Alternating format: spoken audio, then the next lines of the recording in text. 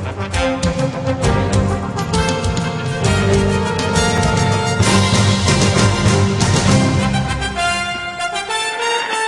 afternoon, ladies and gentlemen. Good afternoon. This is J.R. Moore and Ann Morrison, substituting for Dr. Bill Deagle here on Genesis, NutriMedical Report. We'll be carrying this for the next half hour, and I think we have a guest joining us, Ann, at the bottom of the hour, don't we? Not that I'm aware of. Well, the message I got from Dr. Bill was that we'd be joined by somebody at the bottom of the hour. In the meantime, this is J.R. Moore. I do a Monday through Friday show on Republic Broadcasting, 7 to 8 a.m., Monday through Friday. And Ann Morrison, she has her own website and is a frequent guest on my show. Her website is homeland-defense4u.com. My website is thelibertyman.com. And I was telling you off the air a few minutes ago that in the last 2 hours, one of my confidential sources, actually two of them, have come up with some very vital information that according to the Center for Disease Control, which we sometimes call jokingly the Center for Disease Creation, the West Nile virus and the H3N2V, that's Hotel 3 November 2 Victor virus, has now combined into one organism, which I think we can all agree cannot possibly happen in nature. Yeah, well, actually it did. It mixed in the human body. The last live attenuated virus that was given to children and people up to age 60 contained both an H1N1 and an H3N2, and they have mixed within the human body. Well, and that's the part that can happen. But I'm talking about what cannot happen is the West Nile virus mixing with these. In nature. That can't happen naturally. In fact, information I got in is that the only laboratory that could do that is a Russian biological weapons lab in Belarus, which is a part of Russia, of course. Anybody who wants to learn more about biological weapons, I urge them to get their hands on a book that has a one-word title. The title of it is Biohazard. Many libraries have had it, and many have pulled it off the shelves because it's really a scary book. Written by Ken Allebeck. Ken Allebeck is an anglicized version of a Southern Muslim name. Ken worked in the Russian biological weapons program for more than two decades and received a number of awards for creating things that God never intended to live on this planet before he escaped and defected to the West, where he began documenting and letting people know the true nature and the true size of the Russian biological weapons program, which is massive, absolute massive program with thousands of scientists and more than a dozen locations where they make these horrendous weapons of biological weapons. So, Ann, that's an update there. I know that this morning we were talking about a number of topics, what's going on with these nuclear plants in the United States, and quite a few of them have been shut down, haven't they? They have, and I think that's because the CME that came in July 12th, they lost a lot of emergency diesel generators on that case, and they're now looking at their safety procedures for magnetic. Well, it created ground currents, and apparently the plants are not protected against ground currents. Okay, and I should tell everybody there's a pretty good little thunderstorm over me. It may have passed over, but I've already been knocked off the air once while I was waiting for the show to start. So if I suddenly go silent in the middle of a sentence, that's what's going on there. Anyway, Ann, the CME, of course, is a coronal mass ejection. For those who don't know, it's a natural event, a huge wave of energy coming at us from the sun. And that can create a ground wave current that can knock out these emergency backup generators, can't it? Yeah, there's been several instances where that's occurred. And once that happens, and if something should happen, if they should lose outside power, they all need outside power. And if they should lose outside power, such as due to a storm like you're going through, then those emergency diesel generators aren't useful. Well, and that would lead to what happening? Well, that means that they go into a what's called a an event where you shut down the, it's called a scram. Okay, is that different than a hot shutdown? That is a hot shutdown. It is a hot shutdown. Okay, it's different where it's the same thing. Okay. Well, a scram is the actual action that makes the hot shutdown occur. Okay. So you say that the nuclear plant is in a condition of hot shutdown, but the operator is the one that pushes the button called scram. And okay. then that will automatically, generally it will automatically insert the control rods into the nuclear power pile. But even if the automatic shutdown doesn't work, then they are manually prepared to insert the control rods into the pile. Okay. Well, we certainly don't want that to happen. And any idea how many of these nuclear power plants were affected in this manner? I've heard up to 6, but at the same time, what's going on is that the NRC has issued directives because of this is their reasoning, because of the earthquake that occurred in Japan, which damaged the Fukushima nuclear power plant, and because of the the magnitude 5.8 earthquake that occurred in Virginia that closed down the North Anna nuclear power plant. They are now requiring all nuclear power plants to be investigated. And one of the things they're looking for is, can something fall during an earthquake that would damage equipment that we need to run the plant? Right. So it's just simple housekeeping. They just hadn't looked at what an earthquake could do. And it sounds to me like they're really worried about a big earthquake. Well, my inside sources are telling me that people that are connected to certain families are being told that they should evacuate if they're east Mississippi and get themselves west Mississippi as soon as possible because of these earth changes and the very likely effect that they'll have on these nuclear power plants, causing them to go into an uncontrolled or out of control situation where the vast amounts of radiation would be released. So that's what I'm hearing from my private sources, is that people with these connected families are being told to get themselves west Mississippi as soon as they can, and before the Mississippi becomes a river waterway 50 to 100 miles wide and 200 feet deep. And, of course, the only people crossing them would be the military. Well, I think that's probably a wise thing to do. They have a lot of nuclear power generation stations or plants along the East Coast, and of course we do have some here in the Midwest too. You don't want to be too close to any of them, I don't think, but we do have the possibility of an asteroid coming in. They've just announced that the 2012 QG42, and this was updated September 14th, will come within 6 moon distances. Now, that doesn't seem like much, but the important part of this message that's on the JPL NEO site is that the condition code is 6. Now, the condition code goes from 0 to 9, and 9 means that we just don't know how good our calculations are. And so 6 is way above half of that. And so it could be 6 lunar distance plus or minus 4. Now, a lunar distance is about 250,000 miles, I believe. It's 202,000 miles. Not quite 250,000 miles, just a little over 200,000 miles. So 6 of those would be just over 1 million miles, not quite 1.5 million miles. Right, but because the condition code is a 6. Now, remember the other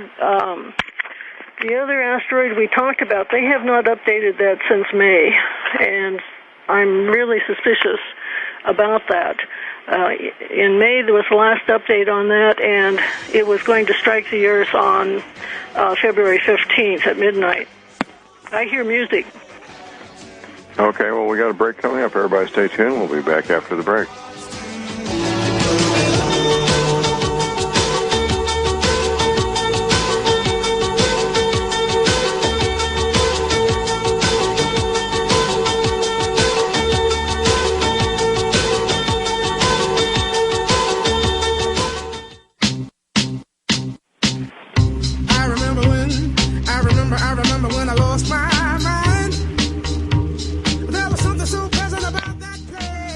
right, we're back, ladies and gentlemen. We're back. This is J.R. Moore and Ann Morrison, substituting for Dr. Bill Deagle. I thought we were going to be joined by Alexander Bachman, but Alexander, are you there, sir?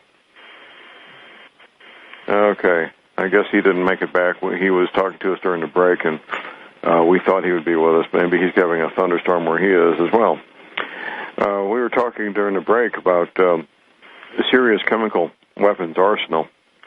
And Alexander thoughtfully posted this at his website, the Debka file article. Debka is widely believed to be connected to the Mossad.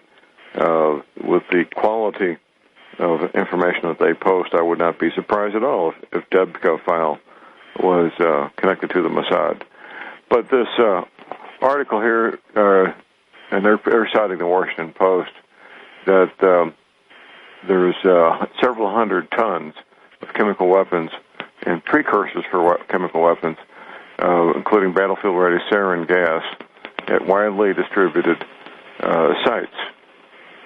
Most dangerous sites kept in bunkers at a half dozen locations. The report shows that we're too low on specific knowledge to make good administration threat to Bashir Assad, and he may move his chemical weapon stocks. So, Ann, it looks like we once again, if we go into this country, which I don't believe we have any valid reason to go into Syria myself, our men and women will once again be on a chemical battlefield as they were in Iraq. I recall when I was talking to my friends in the Army Reserve, I was actually considered going back on active duty for the first Gulf War 22 years ago. And my friends, they told me, John's going to be a chemical battlefield. You want nothing to do with this. Stay away from it. And I do thank them profusely for giving me that heads up, because most of them are either sick or dead, the ones that did go to the first Gulf War. So, anyway, Ann, it looks like we're, once again, we, being the United States, are preparing to go to war with a country that we have no argument with, a country which is at peace with its neighbors, having internal difficulties, most likely stirred up by the CIA. These Arab Spring incidents are not spontaneous.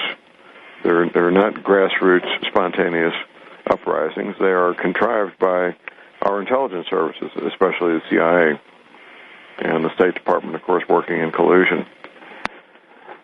So, Ann, we're off to the races once again with another possible war in the Middle East, this time with a country that has been a client state of Russia for decades, and Lord knows what they have there in terms of equipment and supplies to be used against us. Do you have any thoughts on that, Ann? Well, yeah, those chemical weapons, apparently they had them stored around the countryside in different locations. They didn't have them in a centralized location, and they didn't have them near their big cities. And now a lot of the countryside has been taken over by the rebels. That's what they're calling themselves. And so there's some thought that maybe the rebels would get a hold of these chemical weapons and then sell them. Well, that's a scary thought. These modern chemical weapons, nerve gas, all it takes is one drop on exposed skin, and it will kill you. One drop. And it's a horrific way to die, by the way.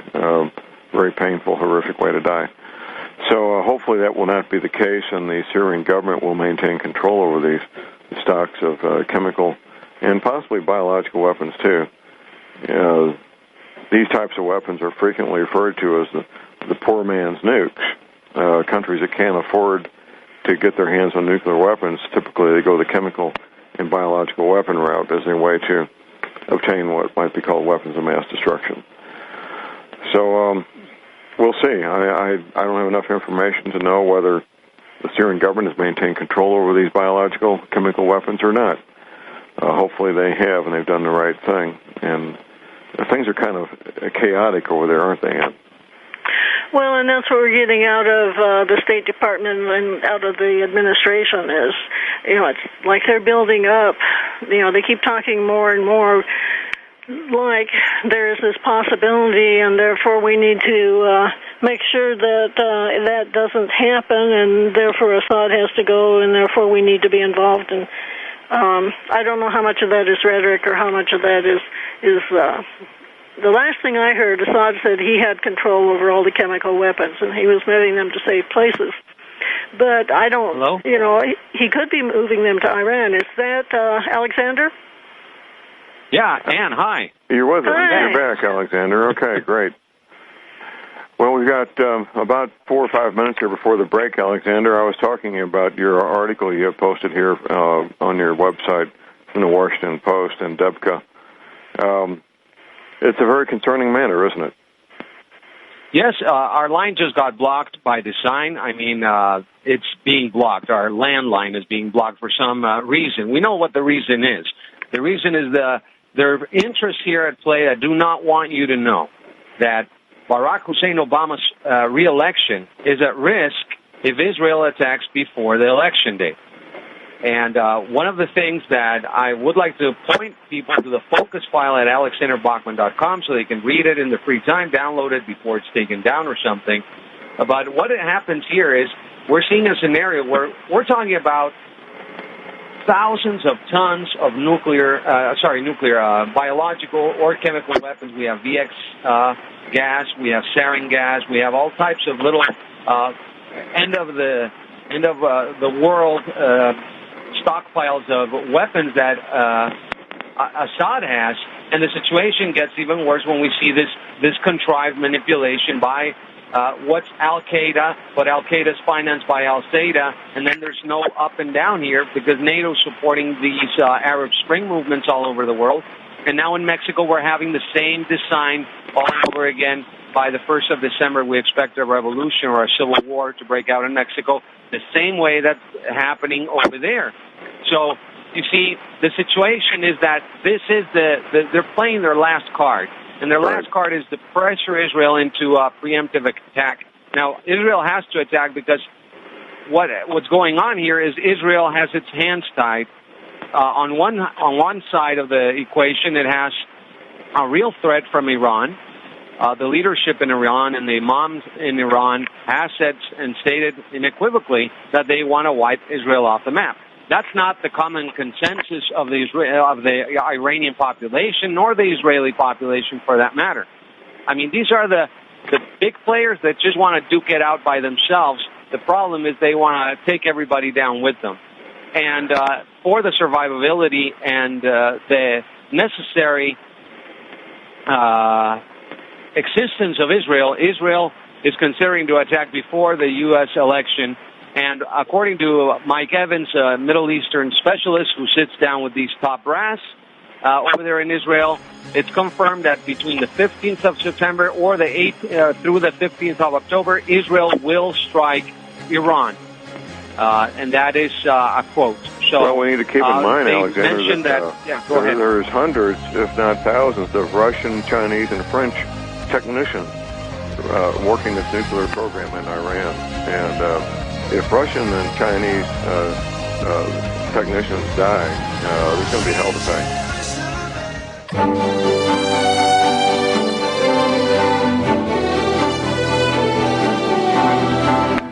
All right, we're back, ladies and gentlemen. We're back. This is J.R. Moore and Ann Morrison and Alexander Bachman.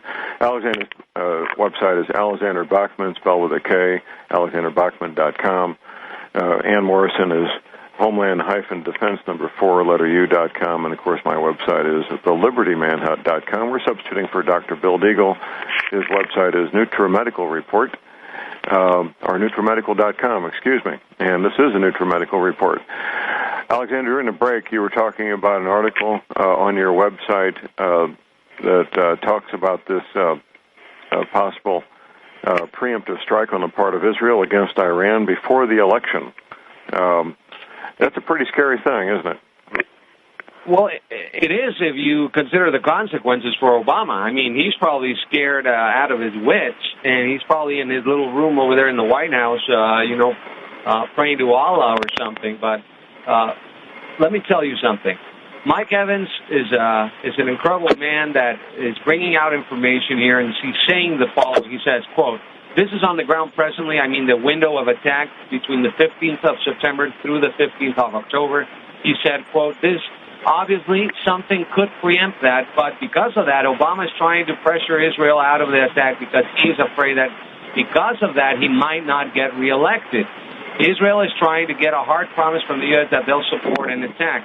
Evans told WorldNet Daily. So, John, you know what Obama would do if Israel tries to attack Iran before the election. What is that? Well, the information I'm getting, Alexander, is that there will be a contrived economic meltdown/collapse leading to bank holiday being declared, which would lead to civil disorder, because once these EBT cards, these electronic benefit transfer cards, which are basically debit cards, once they no longer work, these cities will start burning in a matter of hours, if not minutes.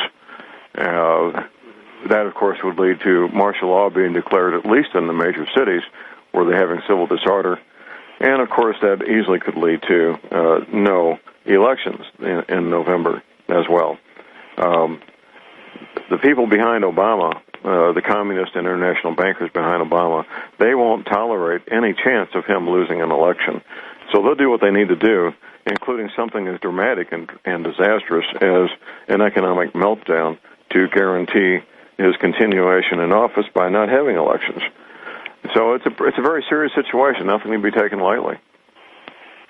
And it's not only the economic collapse, we're also talking about, according to Evans, and he indicated that he has knowledge that the Mexican drug cartels have received over $1 billion from Iran directly to insert or embed thousands of Hezbollah terrorists into the United States, and that they have orders that if the U.S. supports Israel's attack on Iran, then the terrorists would attack asymmetrically by hitting key Jewish population centers within the United States. Mumbai-style attacks, I imagine, plus other things. I mean, we know that Iran has threatened to use nuclear weapons. I agree with what you're saying, Alexander, but I doubt they would restrict their activity to strictly Jewish targets. I believe it would be against Americans in general. I just watched the film The Siege last night, and Mumbai-type attacks on the general population are certainly not out of keeping with what they've done in other places. I expect that they would attack shopping malls, elementary schools, hospitals, any place where there's large groups of people, sporting events. It would be a great place to have thousands of people concentrated in one spot to accomplish their goal of spreading terror and attacking the great Satan, which is what they call us, don't they, Alexander? Yes, and I was up in the United States about 2 months ago, over there near Kearney Mesa in California. I went to, I'm sorry for the commercial, hometown buffet, and we stayed there until 9 p.m., and there were 7 men. They were all from the Middle East, speaking Farsi, and they were all alone. They were not eating. They were just sitting down drinking liquids and scoping the entire restaurant. I mean, where's the alert bells there? Nobody's paying attention to these things. Just this week, on Monday, we got a word from somebody inside a Walmart in Los Angeles where they saw 8 individuals of Middle Eastern descent just walking inside the supermarket scanning. They didn't even buy anything. They were just walking around. Well, I'm not concerned. Those venues are pretty limited number of targets and potential victims. Some of these college football stadiums are packed with 100,000 individuals on a Saturday afternoon. That's the kind of venue that I would be concerned about. Yeah, I understand where you're coming from. I do believe that the scenario you see in the movie The Siege with Bruce Willis and Denzel Washington is very, very possible indeed. It is. You see, to just blow up a bus in the middle of L.A. or Houston is not that difficult at all. No, it's not. And we don't need to be running through scenarios. The terrorists have all their plans well in place. And there's been, and of course you're from Mexico, Alexander, you're very aware of the bits and pieces left behind inadvertently on the U.S. and Mexican border that clearly come from people that come from the Middle East, aren't you? Yes, precisely. I mean, we have activity here as well. I mean, we go to the restaurants and then we see like 8 Turkish men speaking Turk, just eating by themselves in Mexican restaurants all the time. What are the Turks doing here? What are the Israelis doing south of the border? Why did Israel invest $100 million in its embassy in Mexico City and retrofitted it with the top tech, super cutting-edge technology? Why do we have the Israelis building super secret underground bunkers under Mexico City that go all the way down 40 stories? Why do we have the failed state scenario along the border with these drug wars as a front in order to create that destabilizing force to open up the borders for a massive invasion or incursion to the United States if need be? All these things are playing out right now, and we understand that Mexico is going to be a world where the highest bidders are going to be playing as for Mexico and fighting for Mexico in order to get to the United States. I mean, that's the scenario we have right now. And well, I agree absolutely, Alexander. And the American border with Mexico is many miles of it are unguarded, unprotected. The talk about building a wall remains only talk after all these years. The high-tech devices that they worked with Boeing aircraft, I believe, to install down there was a complete and total failure and waste of taxpayer money. So we've had American civilians doing their little projects along the border with some effect, and the Border Patrol has basically been had their authority and power taken away from them. They really can't patrol the way they should with proper equipment and weapons and so forth. It's an absolute mess down there, isn't it? Yes, and the situation will escalate. You will see we have last December reported by Univision out of Miami, a special report on the Iranian threat, how Iran is trying to compromise Mexican university students in order to create a super cyber attack against the United States. It is my contention that Anonymous is a front for these groups, not necessarily Iran. It could be rogue elements within the CIA even that are creating all these cyber attacks in order to create all these elements that will eventually blow up into a full-scale war. I mean, we're already in World War III. The thing is that It hasn't become an open war as we would expect. And right now with Turkey, go ahead. Well, we didn't call World War II until it had already been going on for about 4 or 5 years. You know, the invasion of Manchuria by Japan, the invasion of Ethiopia by Italy, that was the beginning parts of World War II, but nobody called it that for several years, did they? Precisely. What a glorious time to be free. What a beautiful world this will be.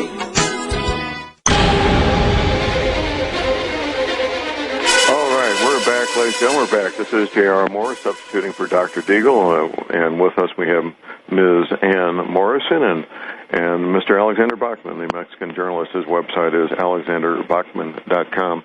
Alexander, during the break, you gave me a heads up on something I was not aware of. Apparently, the Canadian government has closed their embassy in Tehran, Iran. Tell us about that. Yeah, this is on the Drudge Report right now. We have what he's saying an October surprise, probably. Canada closes embassy in Iran and it brings diplomats home. Obviously, when we see the G7 closing their embassies within Iran, that means an attack is imminent.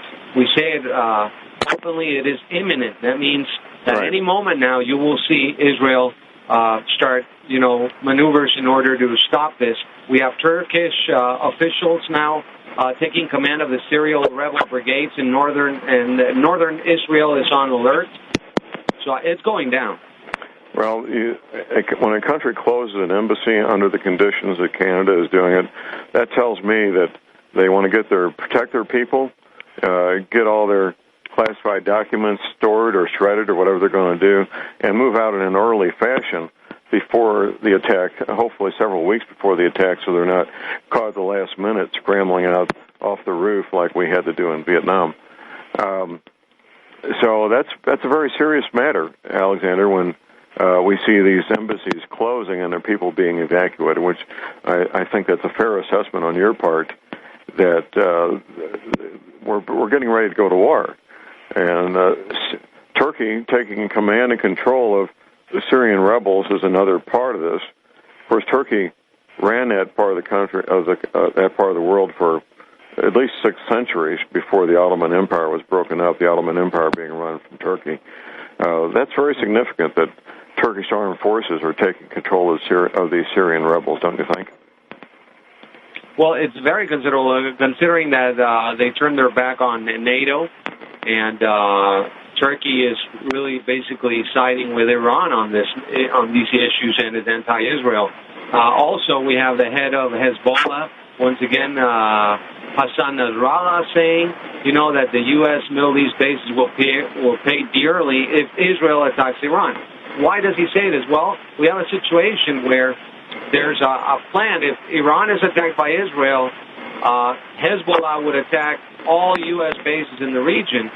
What would happen is Obama would be forced, according to specialists, to use ICBM weaponry against Tehran or locations in Iran in order to stop this because of the huge investment military-wise. Right.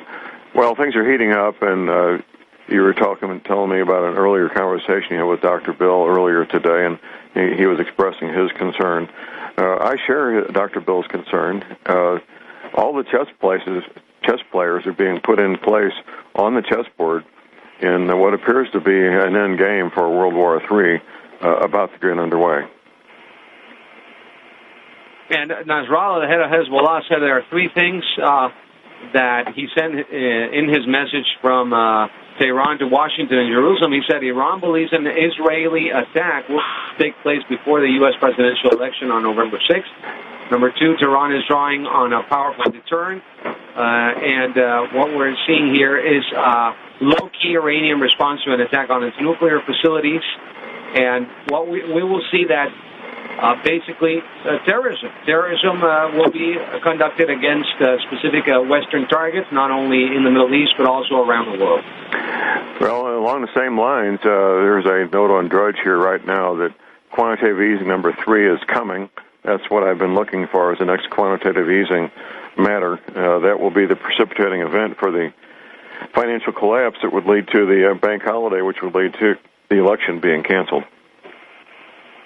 And we knew they would align everything perfectly like a satanic symphony. You know what I mean? I mean, they're putting all the instruments to play the same song to create the great crescendo of total turmoil and destruction. I agree, absolutely. Another interesting headline, they've got Clint Eastwood in one of his cowboy outfits, and a quote from him that Hussein Obama is the greatest hoax ever perpetrated on the American people. How about that? Well, he is, you know. Well, he is. You can't be president of the United States and have only one American parent. Both parents have to be Americans to be a natural-born citizen. That seems to get past most people, doesn't it, Alexander? Yeah, and Lyndon LaRouche, I mean, he's 90 years old. He's still shouting out and saying, these people in the elite are insane. They want thermonuclear war. They want the U.S. destroyed. They want the whole world destroyed. And he says you cannot allow a thermonuclear war just because these guys in Congress don't feel like fighting. And that's well, for once, I agree. There's not much I agree with Lyndon LaRouche, but I certainly agree with that statement that these people are absolutely insane, and that they will unleash thermonuclear war in a heartbeat if they think it serves their purposes. And we know that the time is running out because in Iran, they already, prepared all the troops and the Iranian Republican Guard. They prepared them that this was the war to end all wars. They gave them this special book, according to Reza Khalili, remember, that basically prepares them for the 12th Mahdi coming out of the bottomless pit. This 12th Mahdi person, they think that he will be revealed sometime after or during this war, don't they? Well, the perfect scenario is in the new Batman movie that just came out. You have to watch that and look at it this Bane character is radical Islam, and this Ra Shagul's daughter, who's a little girl that looks like a boy comes out of a bottomless pit. It's the initiation of Islamic invasion of the world. It's just a massive ritual that they did in Hollywood.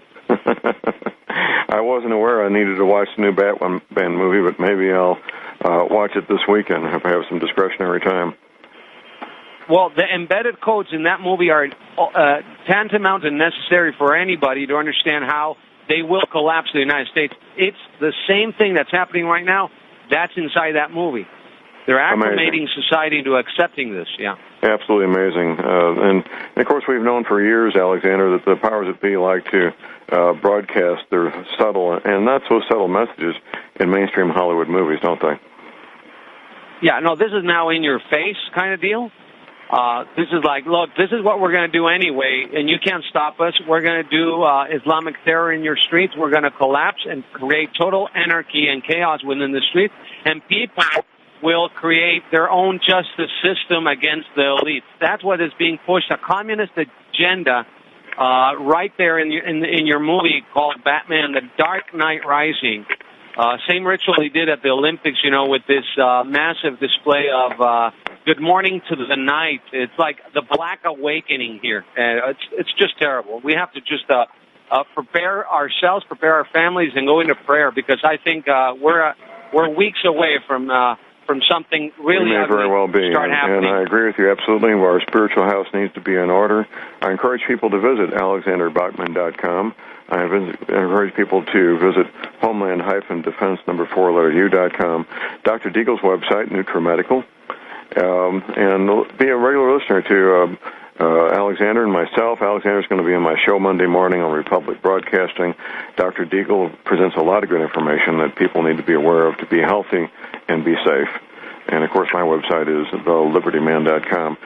We have a relatively short time to alert and be the watchman on the wall for as many people as possible, don't we, Alexander? Yes.